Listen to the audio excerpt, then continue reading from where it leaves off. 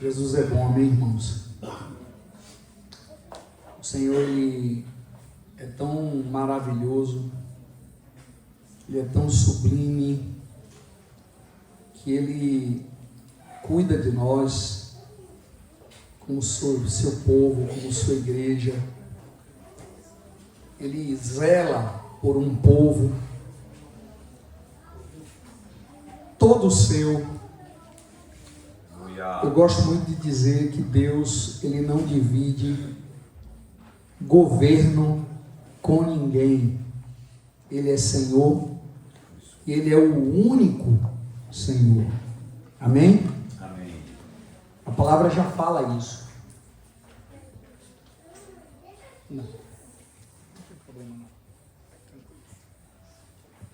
Ele é o único Senhor. Nós sabemos que Deus, Ele é extremamente ordeiro, né? Ou não? Alguém tem dúvida aqui sobre Deus ser ordeiro, organizado, metódico? Deus é metódico. Você vê a natureza, como ela é, os mínimos detalhes, quando a gente vai ali na Chapada, que vê aquela natureza linda. Meu filho Felipe está indo para uma serra que tem lá no Acre, que ele, para chegar lá, levou 5 horas de barco, navegando pelo rio. 5 horas. Felipe mora no Acre, né? Para quem não sabe. E ele mostrando para a gente os rios e a floresta amazônica, coisa mais linda. Deus é detalhista. Não poderia ser diferente, irmãos, com relação à família. A família, ela não é uma evolução cultural, ou não é um contrato social que se firma. Mas a família nasceu no coração desse Deus ordeiro. A família nasceu no coração desse Deus amoroso. A família nasceu no coração do Pai, com um firme propósito de reproduzir a sua própria imagem. Quando Deus estabeleceu, irmãos, o primeiro lar no Éden, Ele não apenas pegou 2 pessoas e uniu, mas Ele criou um modelo que deveria refletir a sua própria glória e sua ordem.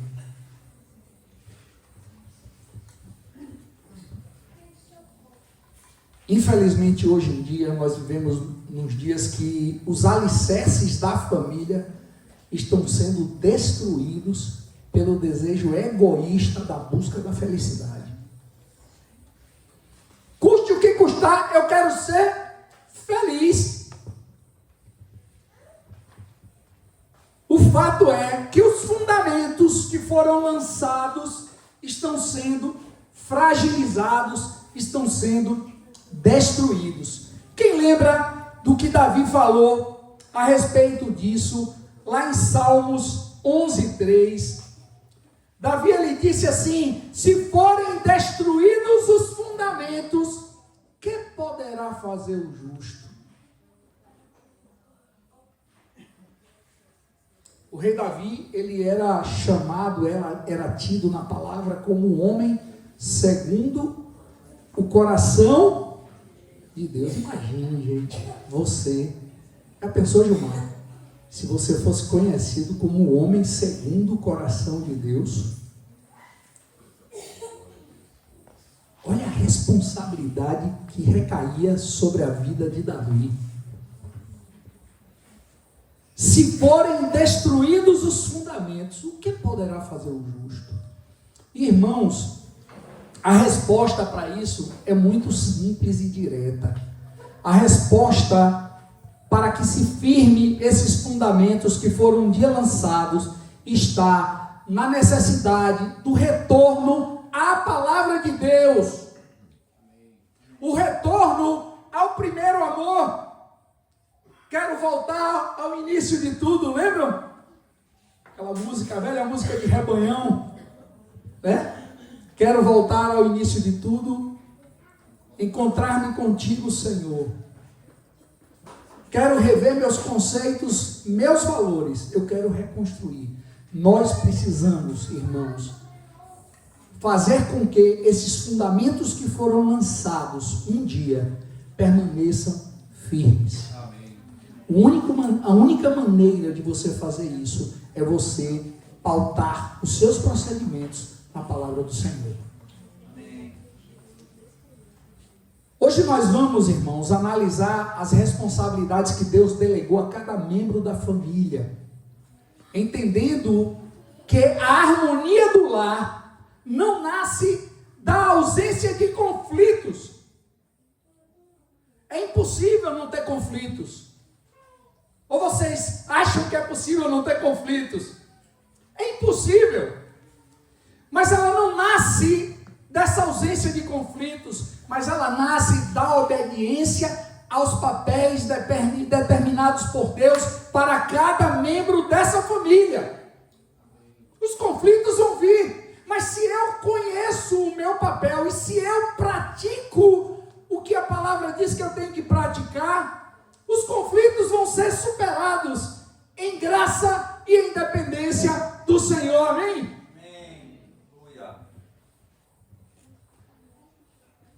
Eu vou começar aqui trazendo uma observação que o sacerdócio no lar difere do sacerdócio comum a todos os santos. Todos aqui são sacerdotes. 1 Pedro 2,9 diz assim: vós, porém, sacerdócio real, nação santa, povo de propriedade exclusiva de Deus, a fim de proclamar as virtudes daquele que vos chamou das trevas para a sua maravilhosa luz.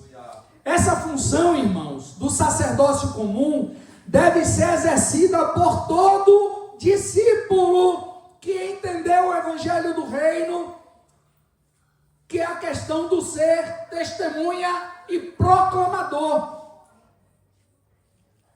A gente viu que Pedro, ele salienta: vós sois raça eleita, sacerdócio real, nação santa, povo de propriedade exclusiva de Deus. Pedro, ele faz uma afirmação contundente e desafiadora para todos.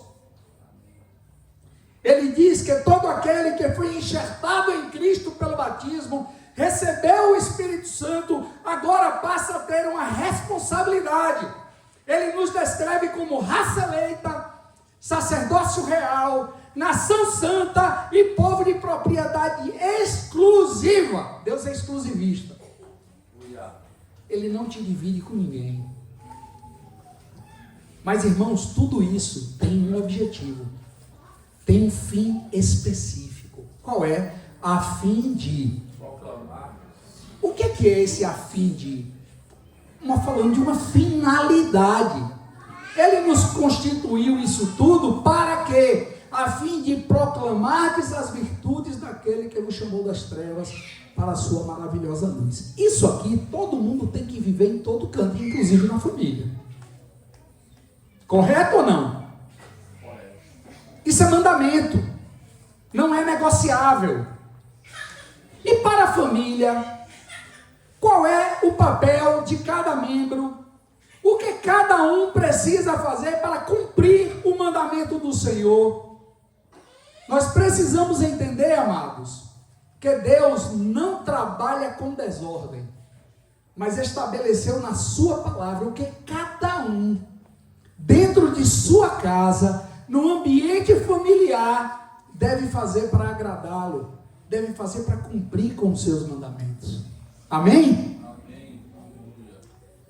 E para não deixar de ser, começamos pelo marido. Eu acho que o Senhor pegou o chicote e lapiou as costas dos homens tudinho, né? Porque é responsabilidade. Basta dizer a quem ele nos comparou. O papel do marido, segundo a palavra, é, ao exemplo de Cristo, fundamentado no amor sacrificial de Cristo, revelar ao homem a necessidade dele expressar em sua casa um amor sem limites, sem reservas, um amor altruísta, um amor que protege.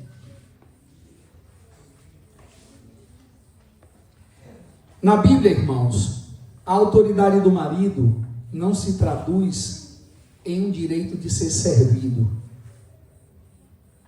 mas consiste no privilégio de ser o primeiro a se entregar. Eu fico pensando, mas ele foi ferido pelas minhas transgressões, moído pelas minhas iniquidades. O castigo que poderia me trazer a paz estava sobre ele, pelas suas pisaduras eu fui sarado. Eu andava perdido, desviado pelos meus caminhos. Eu pegava, estava completamente disperso, mas o Senhor fez cair sobre ele a minha iniquidade, o meu pecado.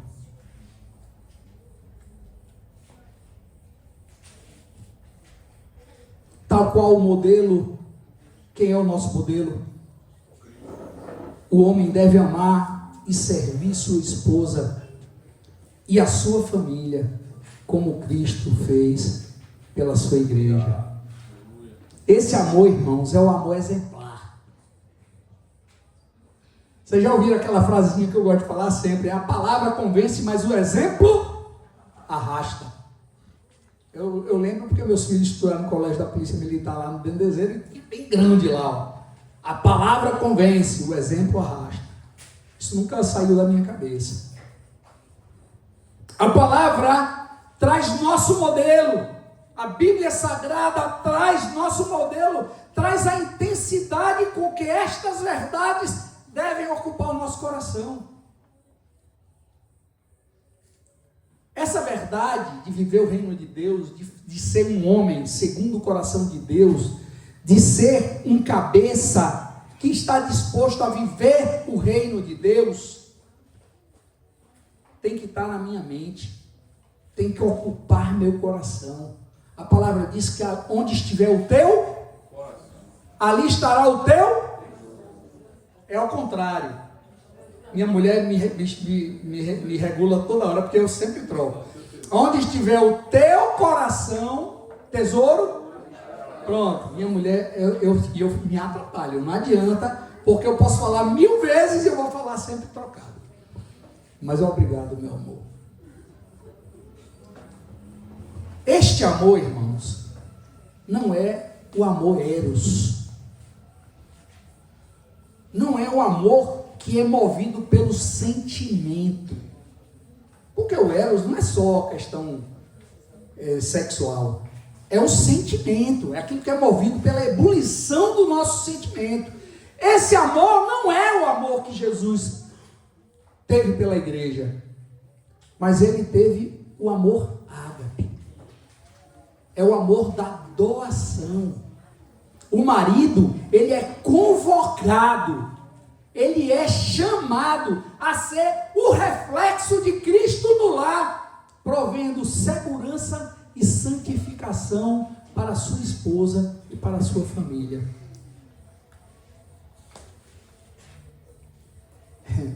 O Senhor é extremamente exigente para com os maridos. O Senhor não alivia, não leva ninguém de compadre. Ele define o padrão de relacionamento e de convivência. O Senhor estabelece que o marido deve viver com sua esposa com honra e entendimento. Vamos ver o que é que diz lá em 1 Pedro 3,7. Vocês podem acompanhar. Eu vou ler, está tudo aqui, os textos, tudo. Se vocês quiserem, pode se deter só na anotação pessoal. Eu vou ler, depois eu vou mandar para todo mundo. Diz o seguinte: igualmente vós, maridos, coabitai com elas com entendimento, dando honra vaso mais fraco. O entendimento aqui, irmãos, exige sensibilidade. O marido deve conhecer as necessidades espirituais e emocionais da sua esposa, tratando ela com dignidade, tratando ela como um objeto de valor e muito delicado. Você sabe aquele tesouro de grande valor e muito delicado, aquele mimo que você, qualquer coisa está... Assim que o marido deve tratar a sua esposa. A gente sabe que a realidade muitas vezes é bem diferente. O entendimento que aqui exige é uma coisa chamada sensibilidade. O marido, ele deve conhecer as necessidades espirituais e emocionais. Se pergunte agora, eu conheço as necessidades emocionais e espirituais da minha esposa? Como nós já nos referimos acima, o dever fundamental do marido é amar a esposa da mesma forma que Cristo amou a... Isso implica em se entregar por ela, em dar a vida por ela.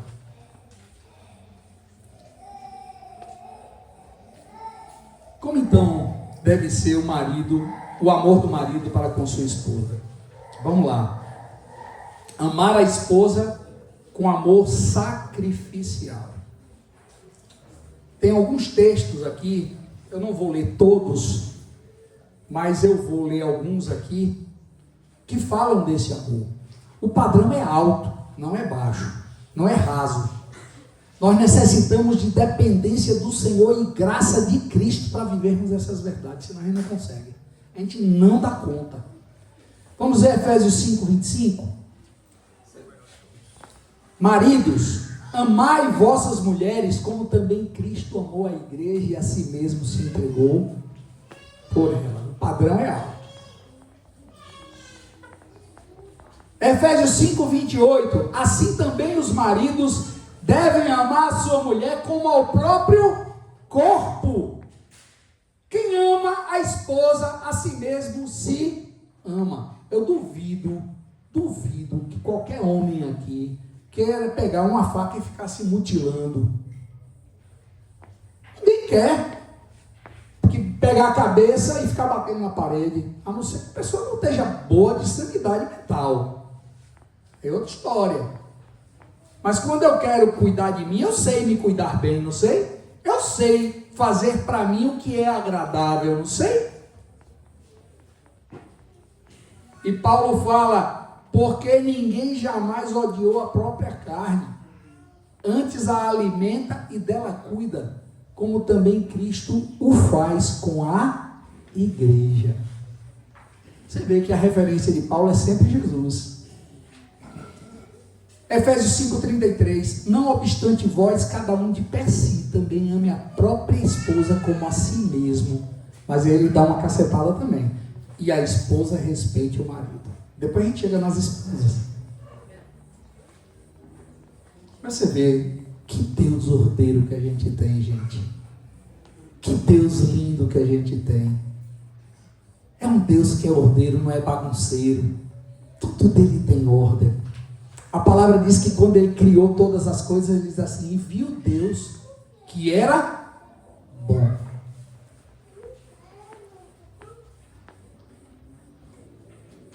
Outra coisa, o marido deve conviver com sua esposa com discernimento e honra. O marido, ele deve tratar sua esposa com consideração, com dignidade, reconhecendo ela como herdeira da graça de Deus. Com muita sabedoria, Pedro fala sobre isso. Lá em 1 Pedro 3,7, ele diz, marido, vós igualmente vivei a vida comum do lar com discernimento.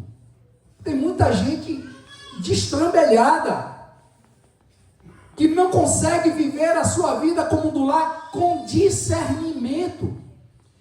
Paulo fala que a nossa vida cristã, deve ser a gente entregar os nossos corpos como sacrifício vivo, santo e agradável a Deus, que é o nosso culto racional.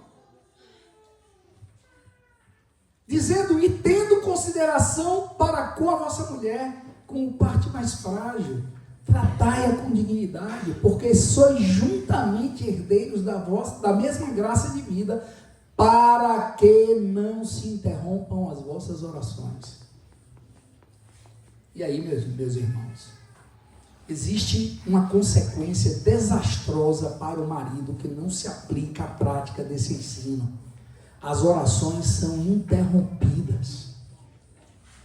Será que Deus considera isso sério?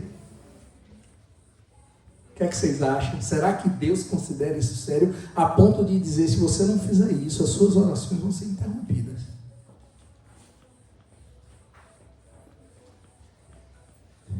Vou tentar dar uma agilizada, mas eu não quero perder a comunicação. Evitar aspereza.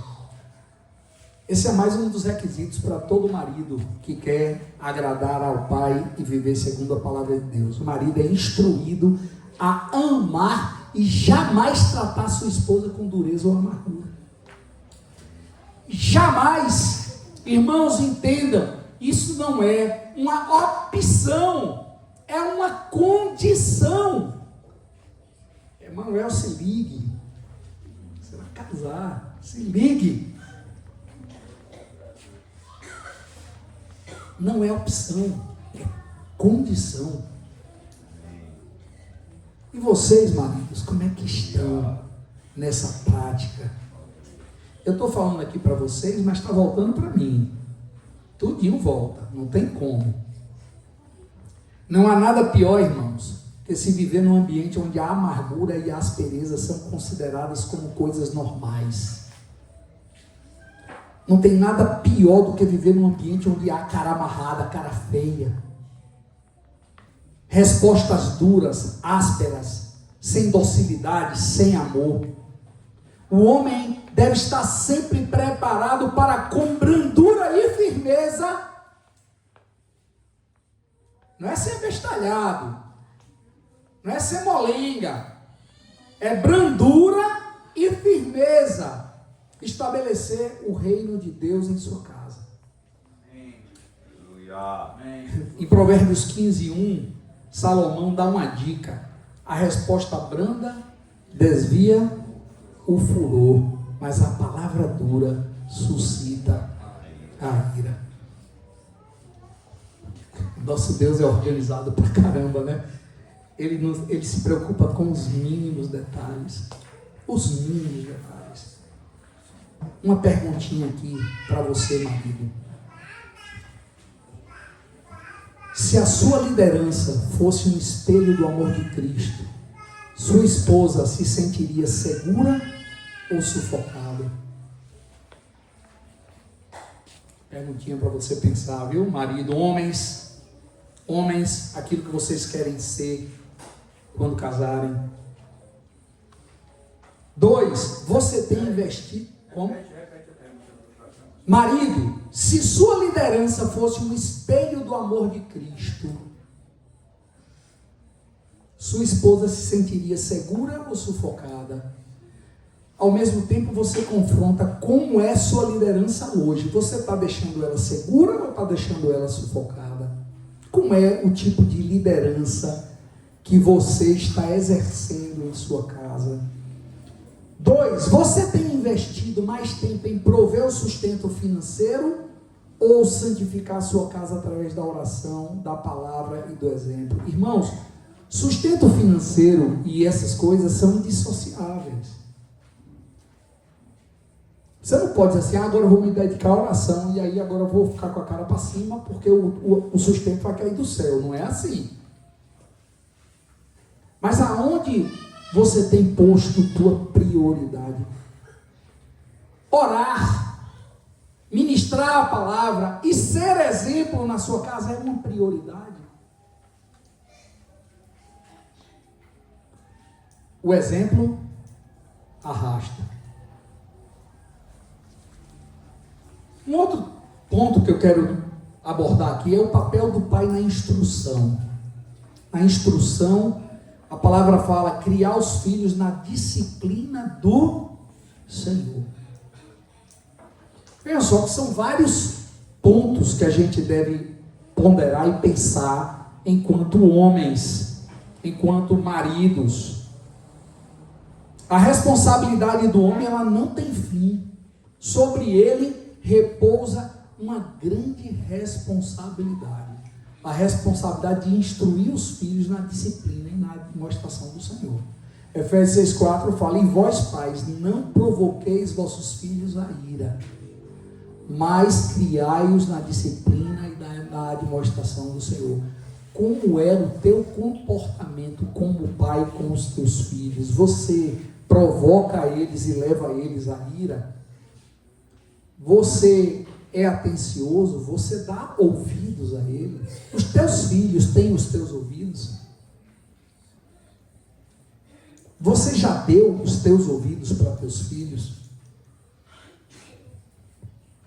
O papel dos pais não é apenas prover sustento material, mas principalmente formar espiritualmente os filhos. A disciplina, ela deve ser equilibrada, sem provocar ressentimentos, mas conduzindo os filhos ao caminho da fé. O homem, ele exerce o seu sacerdócio ensinando e corrigindo com amor, conduzindo os filhos no caminho da fé. E, irmãos, aqui entre nós, nada justifica a apatia e a procrastinação do homem em praticar este ensino. Vou explicar. A apatia é alguém que está apático, que está deixa as coisas acontecerem sem se importar. É apático. Eu vejo as coisas erradas até na minha vida, mas eu não tomo providências, eu não tomo iniciativa, né? Procrastinar, o que é procrastinar? É deixar para depois. Sabe aquela coisa do empurrar com a barriga? Procrastinação é isso, fica empurrando com a barriga, enquanto dá. Enquanto não der bronca, não der problema, eu vou empurrando com a barriga. Aí quando o fogo está caindo, aí eu vou resolver alguma coisa. Eu tenho educado meus filhos com firmeza e amor, apontando eles para Cristo.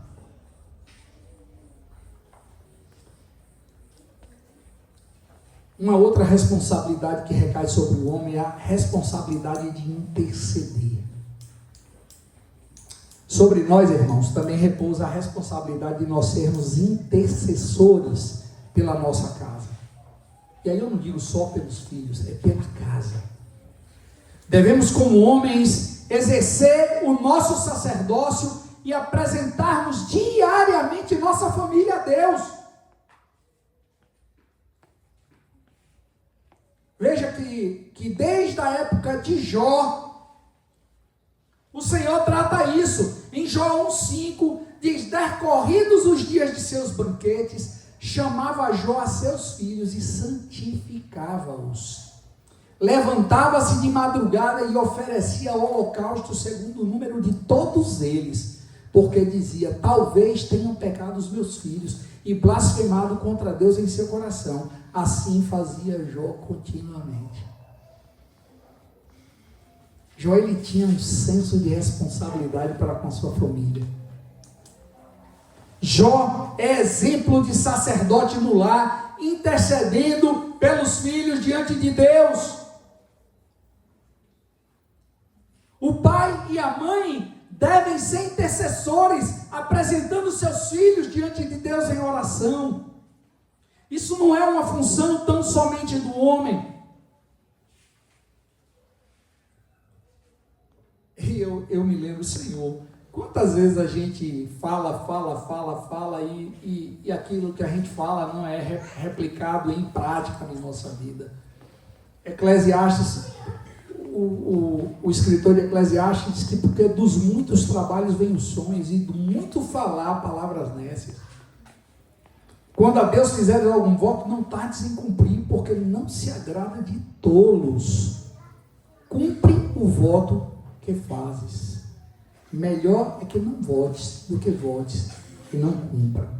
E muitas vezes a gente se pega sendo esses homens que fazem diante de Deus muitos votos e que logo se esquecem dos votos que foram feitos e não há perseverança. Inclusive esse negócio de perseverança é muito sério. Todo mundo sabe que eu gosto de Apocalipse aqui, né? E eu fico muito preocupado com isso, porque o segredo é aquele que perseverar até o fim. Este será somente o que perseverar até o fim. E a perseverança é o começar sempre, é não se abater.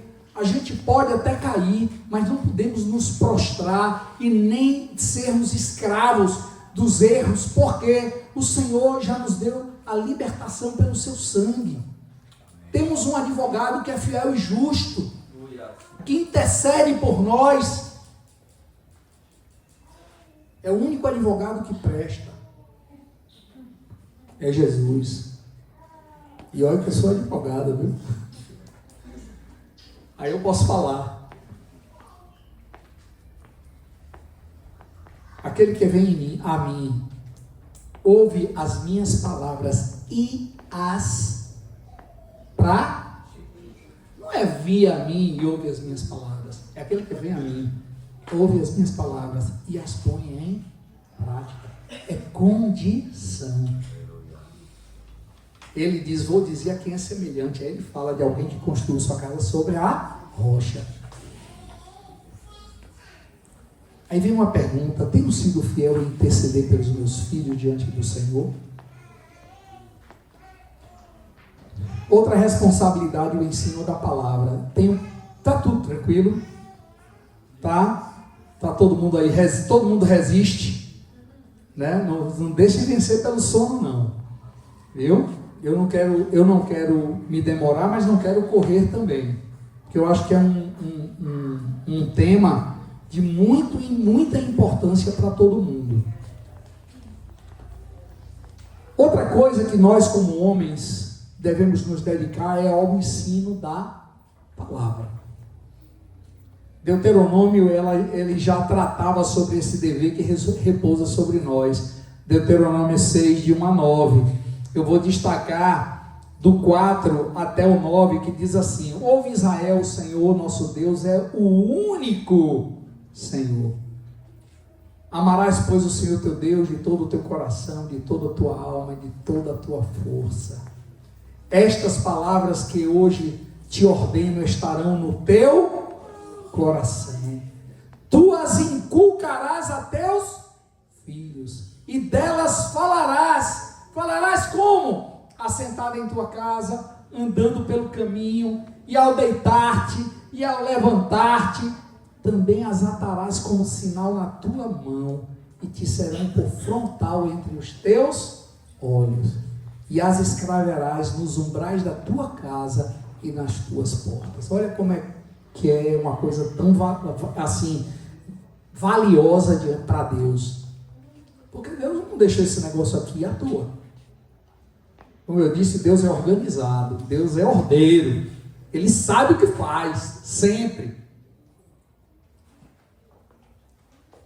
E nós precisamos estar sensíveis, irmãos, a essa voz, essa doce voz, essa voz que nos guia pelas águas tranquilas, essa voz que refrigera nossa alma, que nos guia pelas veredas da justiça por amor do seu nome. Essa voz que, ainda que nós andemos no vale da sombra da morte, ele nos faz não temer mal algum, porque nós temos um pastor, a vara dele e o cajado dele nos consola.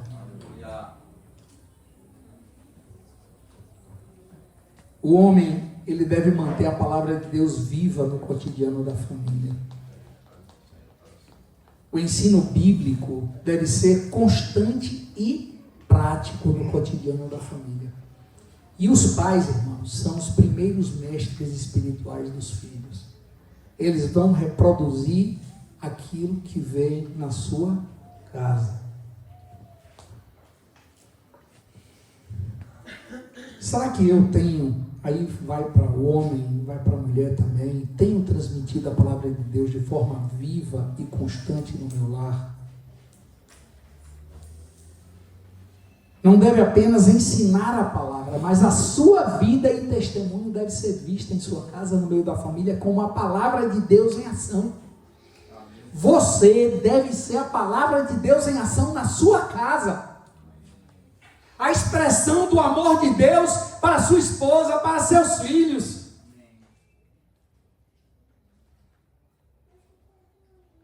Olha que coisa tão séria e tão grave o que o Senhor pede de nós. E eu vou aqui só dar uns lampejos de mais alguns deveres dos pais para com filhos. Primeiro, dá exemplo de fé e integridade. Seus filhos precisam ver você exalando o bom perfume de Cristo, te ver como um homem de fé e íntegro. Provérbios 27 diz: o justo anda na sua integridade, felizes lhes são os filhos depois dele. Olha que fantástico, chega a me arrepio aqui. Minha vida tem sido um exemplo de fé e integridade para meus filhos. Outra coisa, os pais devem prover sustento e cuidado. 1 Timóteo 5,8, mas se alguém não tem cuidado dos seus, especialmente da sua própria casa, tem negado a fé, é pior que o descrente.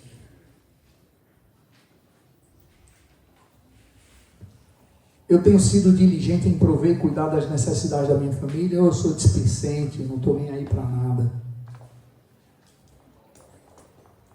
Os pais devem corrigir com amor. Provérbios 13:24 diz: o que retém a vara aborrece a seu filho, mas o que ama cedo o disciplina. A correção é expressão de amor. Pais que disciplinam com equilíbrio e demonstram cuidado verdadeiro, preparam os filhos para a vida. Veja que é importante, é imprescindível, equilíbrio. Equilíbrio. Amor e equilíbrio. Minha disciplina tem refletido amor e sabedoria ou apenas dureza? Como é que eu sou conhecido? Eu sou um cara que só expressa dureza? Ou eu expresso amor? Porque Deus corrige a quem Ele ama.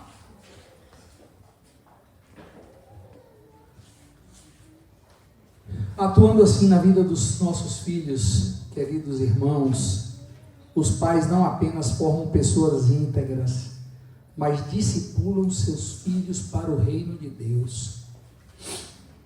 Eles deixam um legado espiritual que vai ser repassado de geração a geração, porque você ensina seus filhos e eles vão ensinar os filhos deles e depois aos filhos dos filhos.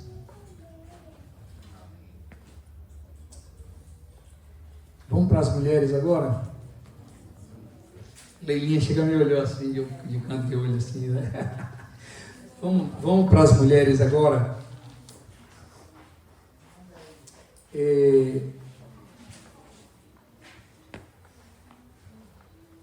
A coisa melhor que existe, por exemplo, eu oro muito pela minha casa.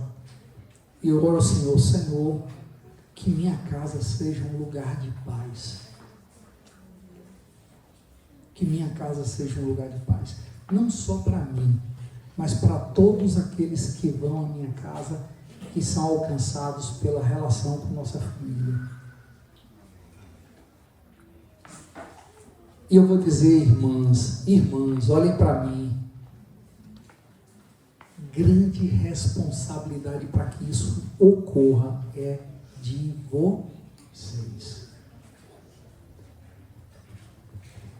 Pior coisa do mundo é um homem conviver com uma mulher rixosa de cara feia.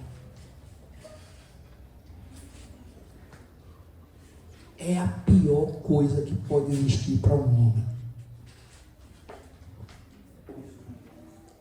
A palavra de Deus aborda a mulher, a primeira coisa que ela fala da mulher é que ela é uma auxiliadora idônea. Gênesis 2,18 diz: disse mais o Senhor Deus, não é bom que o homem esteja só, Far-lhe-ei uma auxiliadora que lhe seja idônea. A mulher foi criada para complementar o marido, o homem, sendo parceira e ajudadora na missão dada por Deus. Eu fui buscar o significado dessa palavra idônea.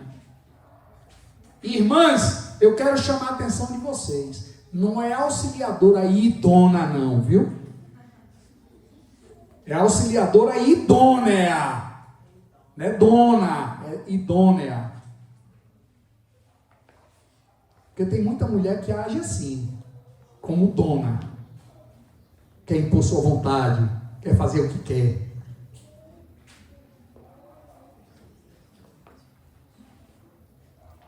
Uma pessoa idônea é uma pessoa honesta e íntegra. É considerada moralmente correta, confiável. Uma pessoa idônea é uma pessoa apta e competente. Essa pessoa demonstra aptidão, capacidade e conhecimento para ocupar determinados cargos ou realizar tarefas. Imagine, irmãs, Deus olhou para você e disse: eu estou vendo em você uma pessoa idônea para ser a ajudadora do seu marido. Aquelas que ainda não são casadas, vai escrevendo na memória. A prática vai para todas. Uma pessoa idônea é alguém confiável, possui as características necessárias sobre quem se pode confiar. E uma pessoa idônea é alguém adequada, serve perfeitamente ao propósito a que se refere. Olha, Deus, quando criou a mulher, ele disse assim: essa aqui vai servir perfeitamente ao propósito para que eu estou criando. Não é fantástico? Deus é um Deus ordeiro. Deus é detalhista. Ele não perde nada. Que lindo é o nosso Deus. Que bom poder confiar nesse Deus perfeito, que põe as coisas em ordem, que não deixa ninguém voando. Ele diz para todo mundo o que é que cada um tem que fazer. Ele não nos deixa fazer como a gente acha melhor.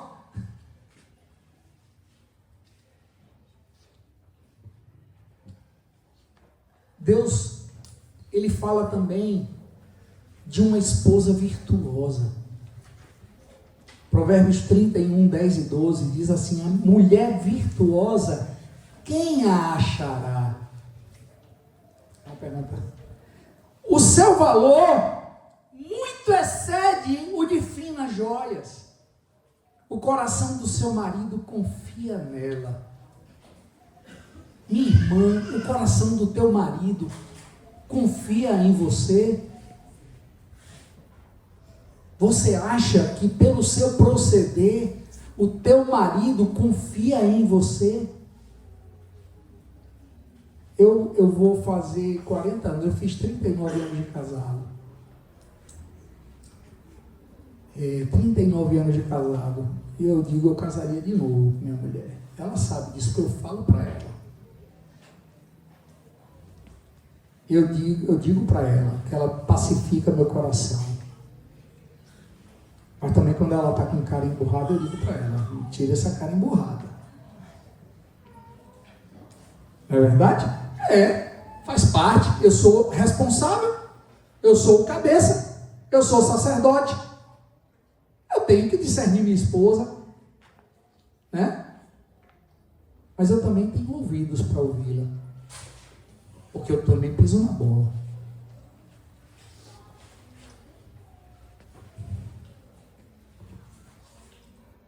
O coração do seu marido confia nela e não haverá falta de ganho.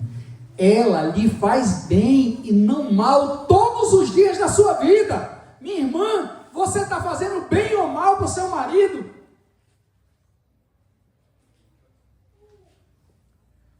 Provérbios 31, de 25 a 28. Ela é forte e digna, não teme o futuro, fala com sabedoria e ensina com amor. Você é essa mulher, minha irmã? É interessante que eu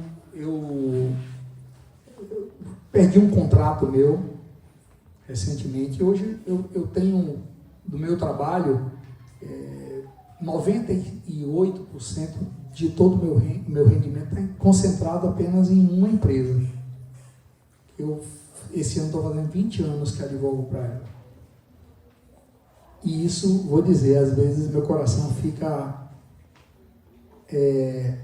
inquieto com essa situação, porque se houver uma situação dessa empresa romper comigo, eu vou ficar completamente atordoado. Esses dias eu estava muito angustiado,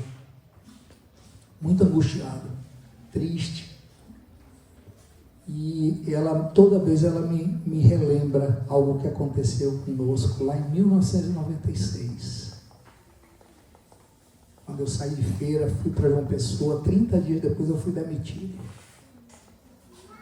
Aí eu fui lavar chão de concessionária, fui subir em andaime, com aquelas jatos de água para lavar teto de concessionária de carro lá em João Pessoa, eu e Mancildo.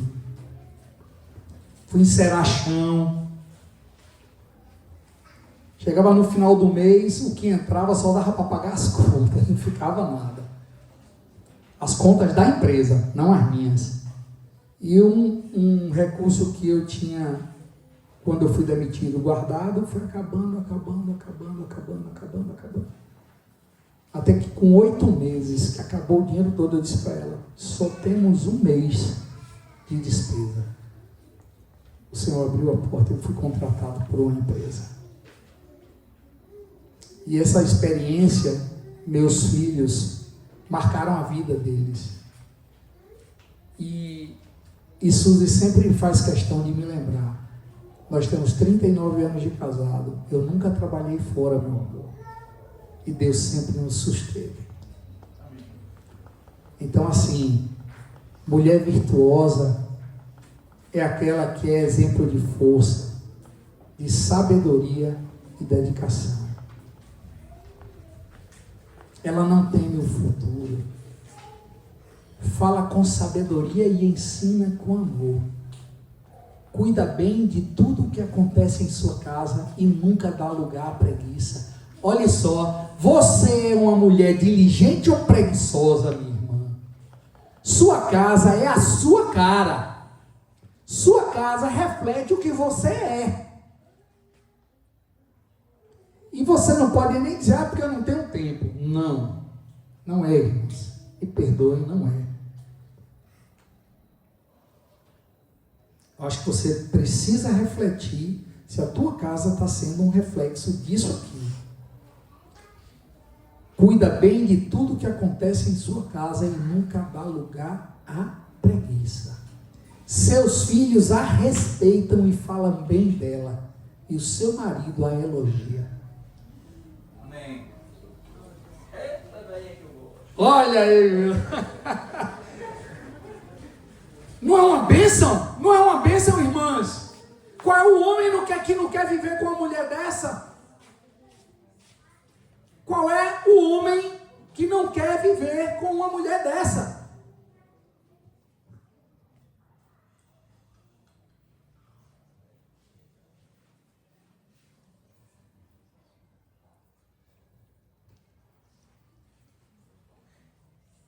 Oh, Rai, presta atenção. Eu sei que você está prestando, mas eu estou falando, presta atenção. Esse povo que quer casar, presta atenção. Thaís. Esse povo que quer casar, presta atenção. Outra coisa que a palavra fala para a mulher: submissão e respeito. Efésios 5, 22 a 24. Paulo fala, as mulheres sejam submissas ao seu próprio marido como ao Senhor. Irmãs, deixa eu dizer aqui, a palavra de Deus não fala de ser submissa de qualquer jeito. Ela está comparando a sua submissão ao seu marido, a sua submissão a ele, ao Senhor. Porque o marido é o cabeça da mulher, como também Cristo é o cabeça da igreja, sendo este mesmo o Salvador do corpo. Como, porém, a igreja está sujeita a Cristo, assim também as mulheres sejam em tudo submissas a seu marido. Minhas irmãs, deixa eu dizer um negócio para vocês aqui.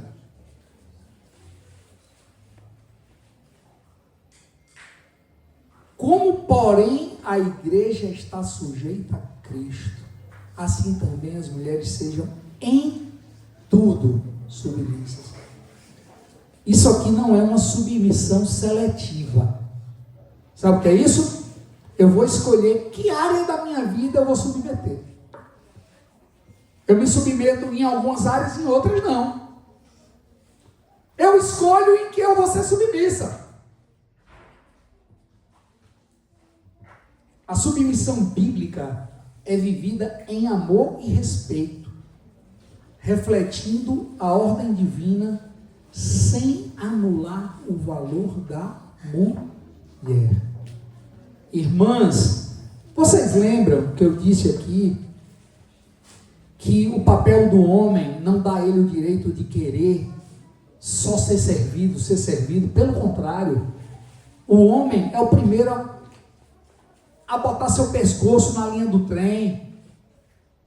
O homem deve ser o primeiro a se sacrificar, porque o amor do homem para com a esposa é semelhante ao de Cristo pela igreja, um amor sacrificial, um amor que levou à morte, e morte de cruz. A submissão da esposa para com o marido não pode ser de outra forma. Paulo compara a submissão da esposa para com seu marido à submissão da igreja para com Cristo.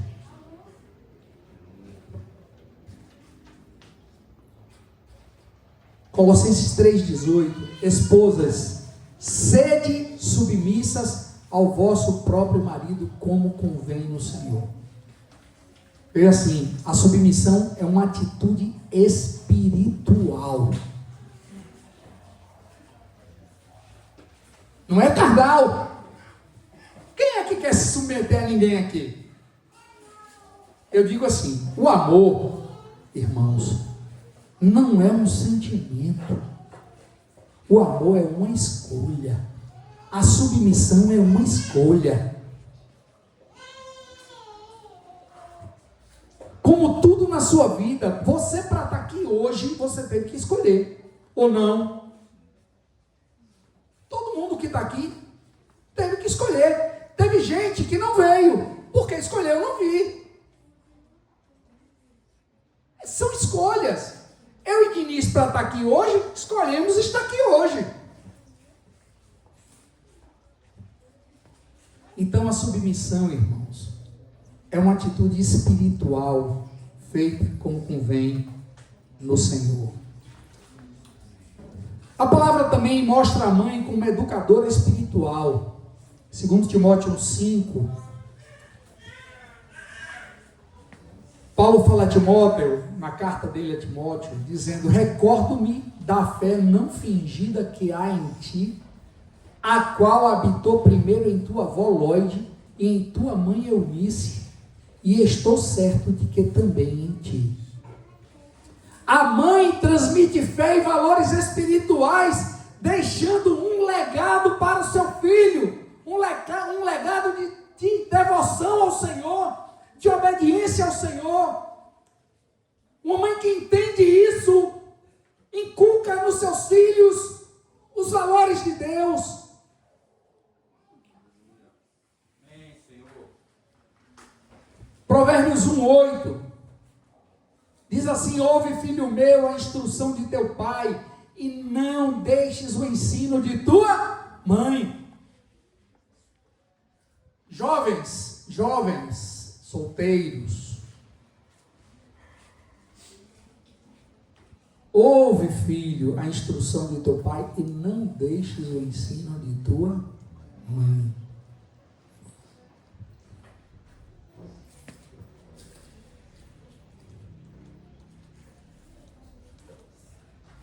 Mas a palavra também chama a atenção para um outro detalhe, o testemunho de santidade. 1 Pedro 3, 1 e 2 diz assim: mulheres, sede vós igualmente submissas ao vosso próprio marido, para que, se ele não obedece à palavra, isso aqui é para mulher que tem marido incrédulo, seja ganho sem palavra alguma, por meio do procedimento de sua esposa, a observar o vosso honesto comportamento cheio de temor. Já viram mulher goteira? Fica no juízo do marido.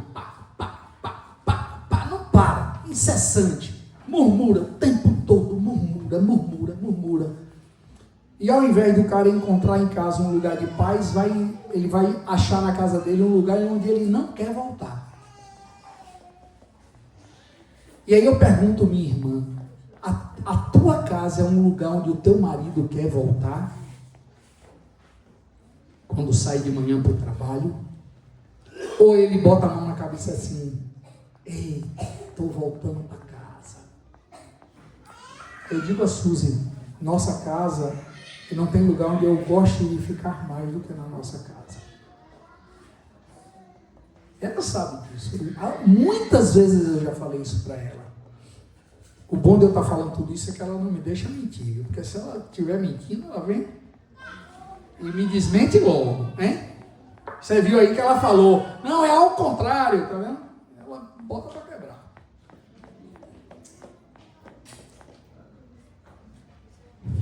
O testemunho da mulher pode transformar o lar e até conduzir o marido incrédulo à fé. O teu testemunho pode mudar tua casa.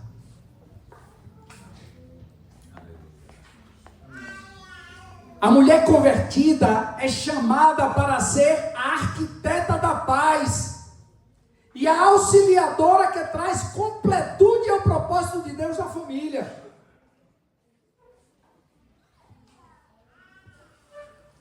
A edificação do lar está em grande parte nas mãos da mulher. Provérbios 14, 1 diz: a mulher sábia edifica a sua casa, mas a tola a derruba com as próprias mãos. Irmãs, o negócio é sério. É ruim para o homem? É ruim não. É pesado para o homem? Mas para a mulher também é. Deus não leva ninguém de compadre, nem de comadre. A palavra de Deus, ela é viva e eficaz, mais cortante do que uma espada de 2 gumes, e que penetra até a divisão da alma e do espírito.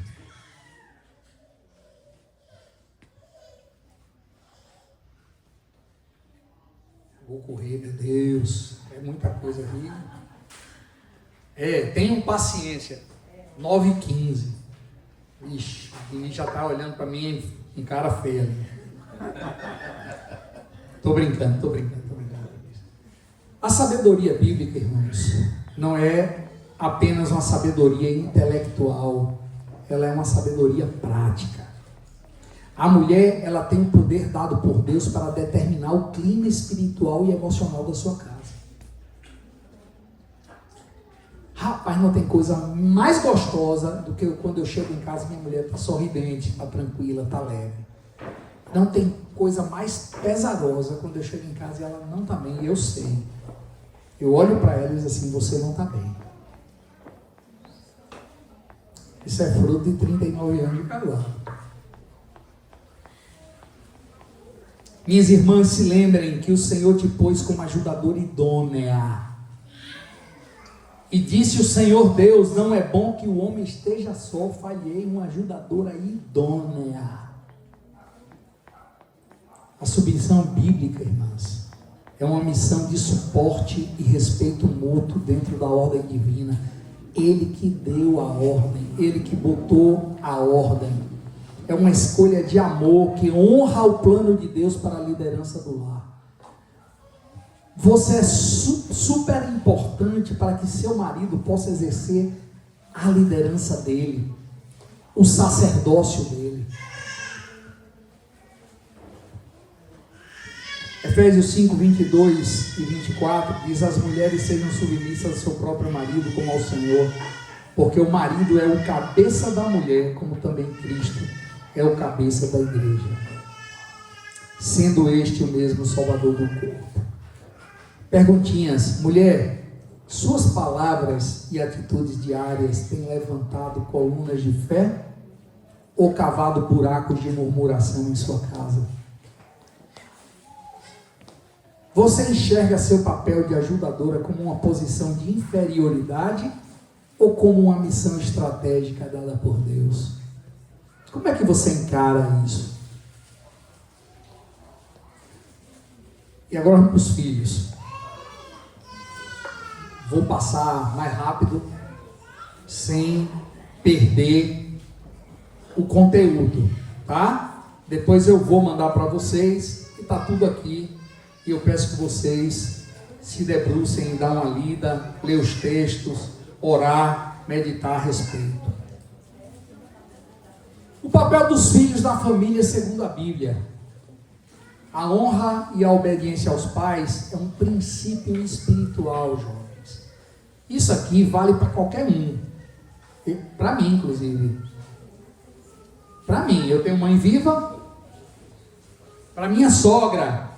Para minha esposa com relação à minha sogra, e para mim com relação à minha sogra, e para minha esposa com relação à minha mãe, e para vocês que têm filhos, que têm pais vivos. A honra e a obediência aos pais é um princípio espiritual que libera bênção sobre a vida do filho. Honrar significa valorizar, respeitar, cuidar. É isso que é honrar.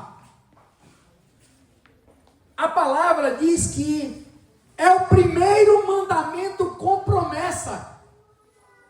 Não é isso? Efésios 6, 2 e 3. Honra teu pai e a tua mãe, que é o primeiro mandamento com promessa. Para que? É condição. Para que te vá bem e vivas muito tempo sobre a terra. Eu acho que o que me segurou hoje, até hoje aqui, com esse negócio de coração que eu tenho, foi que eu tenho uma consciência muito tranquila quanto ao meu relacionamento com meu pai e com minha mãe. Meu pai foi o meu melhor amigo. Quando meu pai faleceu, eu estava dizendo para a mamãe esses dias, eu estava com ela porque o dia de segunda, terça e quinta eu saio de casa às 5h15, 5h20 da manhã para ir para a casa dela, porque ela vai para o escritório comigo. E quando isso não acontece, meu Deus, é um Deus nos acuda. Minha mãe fica num desespero, que é um negócio sério. E eu estava dizendo a ela: mamãe, eu não tenho nenhum arrependimento com relação a papai. Viajei com ele, curti com ele, conversamos muito, eu pude servir meu pai, ajudá-lo. Então, eu sou um filho muito bem resolvido com relação ao meu pai, como eu sou com relação à minha mãe, porque eu tenho convicção e consciência plena que eu faço pela minha mãe o melhor, e para mim não é peso servi-la, é honra.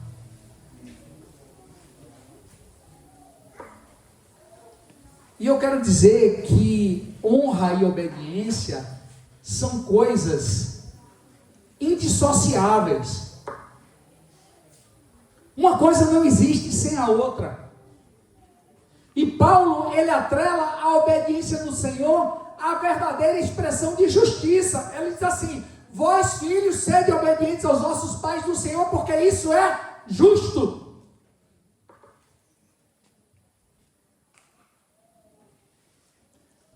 A obediência é prova externa do caráter interno de um filho que teme a Deus. Entenderam? A obediência é a prova externa, é o que eu exteriorizo do caráter interno de um temo ao Senhor, eu vou ser fiel à palavra e eu vou honrar meus pais. Eu vou honrar meus pais, porque isso é justo.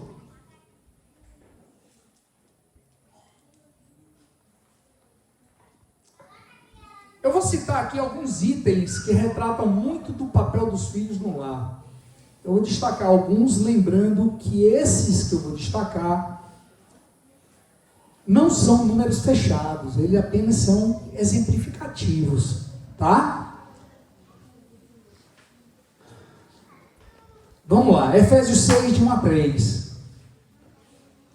Filhos, obedecei aos vossos pais no Senhor, porque isso é justo. Honra teu pai e a tua mãe, que é o primeiro mandamento com promessa. Eu já li isso aqui. Eu quero dizer que essa obediência, irmãos, é um ato de justiça diante de Deus. Honrar significa respeitar, significa valorizar, significa reconhecer o cuidado que um dia você recebeu e que você recebe até hoje.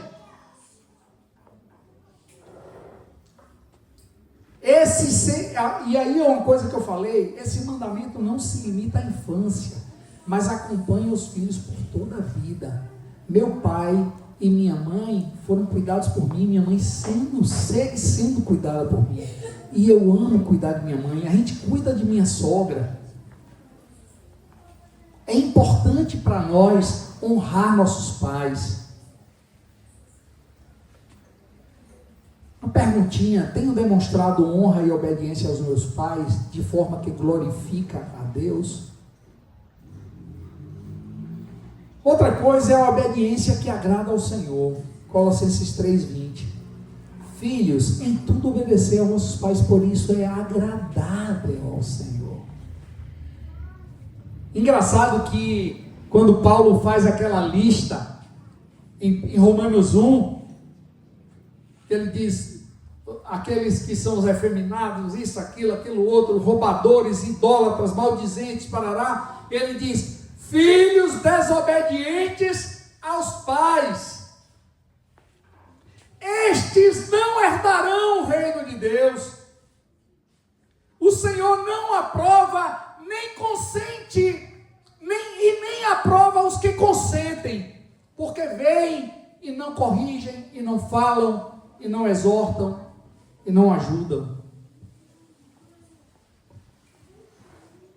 Essa obediência, irmãos, deve ser vivida em tudo, em todas as áreas da vida, desde as pequenas tarefas até as grandes decisões. E aí uma perguntinha: a minha obediência a meus pais reflete meu compromisso com o Senhor?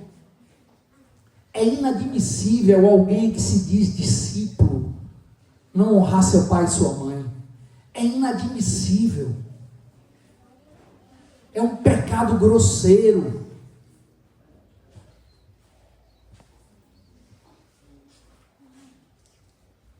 Provérbios 1, 8 e 9, a palavra fala da valorização do ensino. O filho, ele deve valorizar o ensino que recebe da sua mãe, dos seus pais.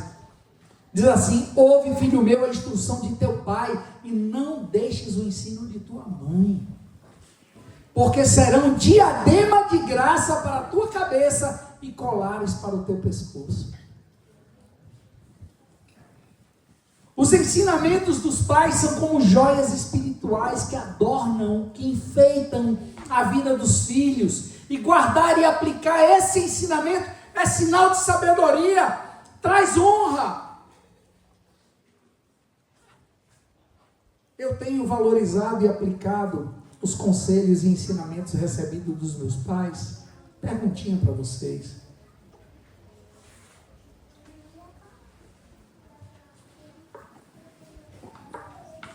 Outra coisa, jovens, vocês precisam pensar numa coisa essencial para vocês, que é a responsabilidade de trabalho. Provérbios 10:5 diz: o que ajunta no verão é filho sábio, mas o que dorme na cega é filho da vergonha. Tem um texto que diz: é um filho que envergonha. O filho sábio é diligente e responsável, contribuindo para o sustento e honra da família. A preguiça, por outro lado, traz vergonha e desonra. O trabalho e a responsabilidade são sinais de maturidade e respeito para com os pais. A tua postura diante do trabalho e das responsabilidades traz honra ou envergonha os teus pais?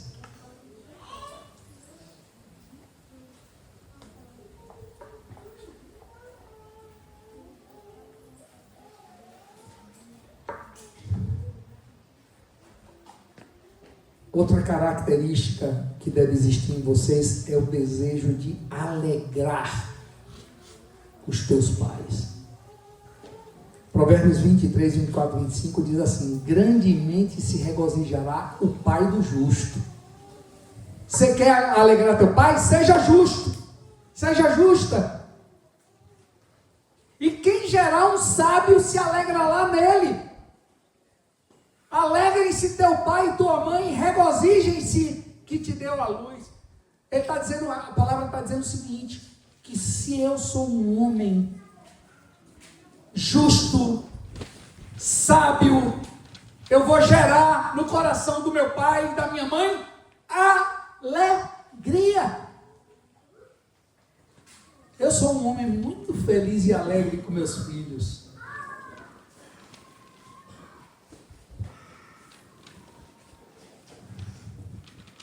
A vida justa e sábia dos filhos é motivo de alegria e honra para os pais. É um presente que os pais recebem.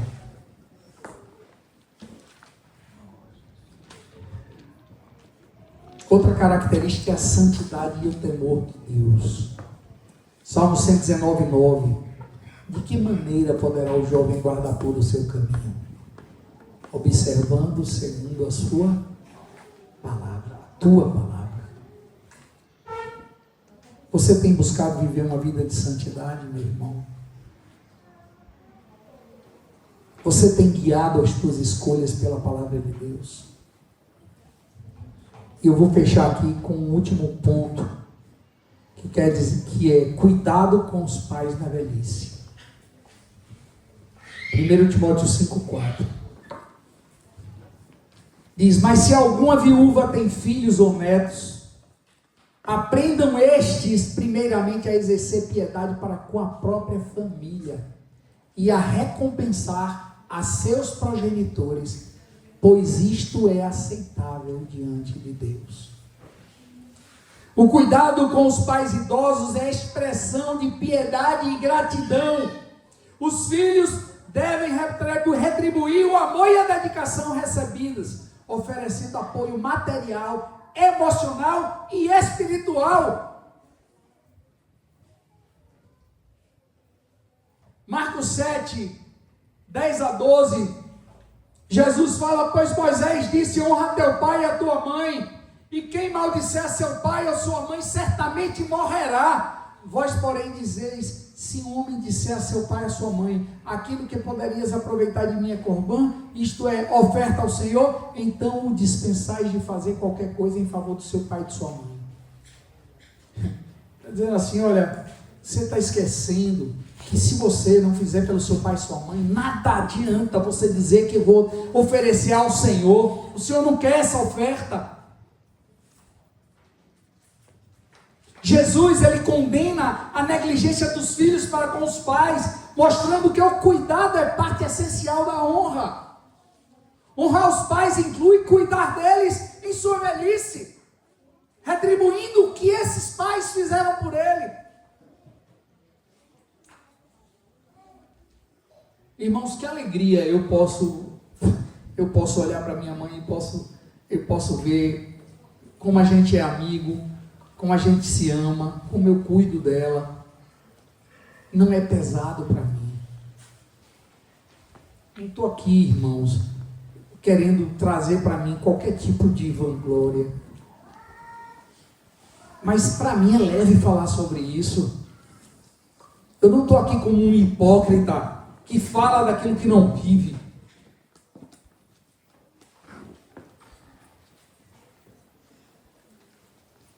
Filhos, a maneira como vocês tratam seus pais hoje é a maneira como vocês gostariam de ser tratados por seus filhos? Vocês compreendem que a desobediência aos pais é, em última instância, uma rebelião contra a autoridade de Deus? Você sabia, quando você se põe em desobediência aos seus pais, jovens, vocês estão se rebelando contra Deus? É sério o negócio. O Senhor não está levando ninguém de compadre.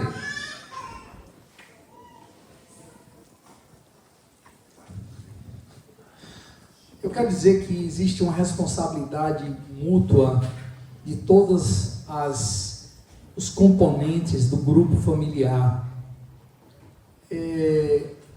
Deve haver no nosso coração uma disposição mental de agradar a Deus acima de todas as coisas. Viver o reino de Deus é viver os princípios que Ele estabelece na sua palavra. Ele é organizado, Ele estabeleceu para cada um de nós aqui, seja que situação nós estejamos, seja solteiro, casado, homem, marido, mulher, cabeça, ajudadora, seja qual for, Ele não nos deixou voando sem saber o que fazer. Ele nos deu diretrizes objetivas, claras. O modelo bíblico de família não é uma sugestão, é um mandamento para aqueles que desejam viver debaixo da bênção de Deus. Quando o marido ama sacrificialmente, quando a mulher edifica com sabedoria, quando os filhos honram com obediência e os pais instruem com amor, o lar deixa de ser apenas uma casa e se torna uma viva expressão do amor e presença de Deus. Não busquem uma família perfeita, porque ela não existe nesta terra. Busquem uma família que se aplica diligentemente a viver a palavra de Deus, que se arrepende, que perdoa, que se submete à vontade de Deus. É essa família que nós temos que perseguir. A Bíblia, ela apresenta a família como um projeto divino, onde cada membro possui um papel específico e complementar. O homem lidera espiritualmente, servindo e protegendo. A mulher edifica o lar com sabedoria, amor e santidade. Os filhos honram, obedecem e perpetuam a fé, cuidando dos pais em sua velhice. Quando cada um cumpre o seu papel na família, irmãos, a família se torna um reflexo da igreja de Cristo, vivendo em amor, respeito e santidade. E o lar se transforma em um altar de adoração, onde Deus é glorificado e gerações são abençoadas. Aleluia. Meu desejo é que hoje a gente possa declarar com toda a fé e dependência do Pai as palavras de Josué: eu e minha casa serviremos ao Senhor. Amém? Vamos falar? Eu e a minha casa serviremos ao Senhor. Que o Senhor nos abençoe. Amém? Vamos dar um tempo aí para Jesus, para o Espírito Santo, baixar a cabecinha aqui um pouquinho e orar ao Senhor.